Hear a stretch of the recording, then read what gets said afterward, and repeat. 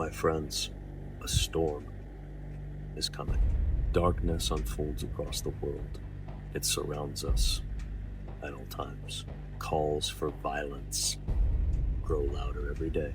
Acts of violence are committed every day. This is a time of great upheaval, a clashing of worlds as identities and ideas collide. Like all troubling times, this age bears the weight of responsibility. All of us have a share in that responsibility. All of this death and chaos has to mean something. It could mean one of two things.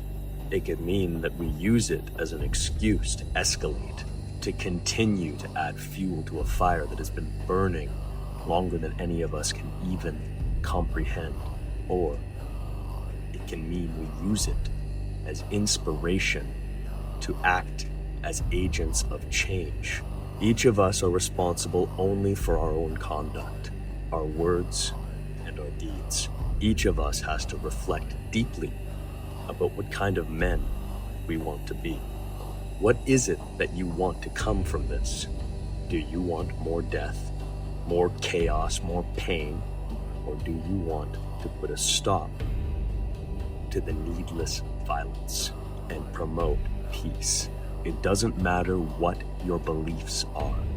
No one deserves to die for their words or their ideas. No one. Ideas are to be met in counter with better ones. Words are tools. They can inspire action. We all have the capacity to be careless with our words.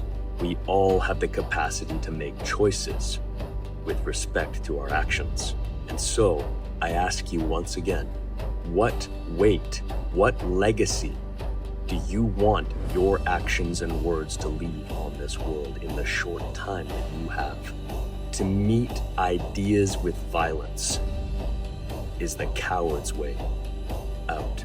Violence is not to be glorified or promoted.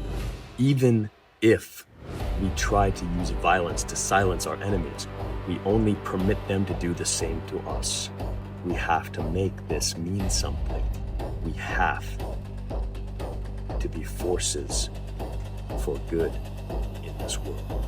It starts with our individual choice. It starts with how we carry ourselves, how we carry the pain, what we do with it. It's perfectly understandable to be disgusted and sickened by the terrible news that we've all been hearing recently. It is not okay to use that as an excuse to further promote violence. When we succumb to that urge, all we do is incite more chaos, more bloodshed, and more death. We have to start with ourselves. We have to be agents of what is right, even in the face of what is wrong, especially in the face of what is wrong. If we cannot be examples of the right way forward, if we cannot be forces for change and peace in this world, what good are we? Strength is not to be used to dominate others, to silence others. Strength lies in restraint. A man should have the capacity for violence, but the temperance to know when it is needed, and it is not needed in most circumstances.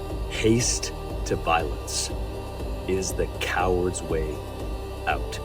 We meet bad ideas with good ones. And let me further ask you this: who are you to know? Who am I to know? We are all but men, seeking what we believe is right in this world. If we cannot agree on ideas, let that be our shared ground. Let that be the basis for our unity. Let's remember that we are all human beings, and whether we agree or disagree on what the right way forward is, perhaps we can find unity in the idea that we all want what is best. Best for ourselves, best for our neighbors, best for our nations. Let us promote peace and unity. Be kind to the people around you. Be kind to your enemies of ideas. You never know when a simple act of kindness will change the course of a person's life forever. And consequently, the opposite is true. You never know when an act of harm, reckless words, or an act of violence will be the stone that tips the scales in someone's life toward darkness eternal. We have a responsibility.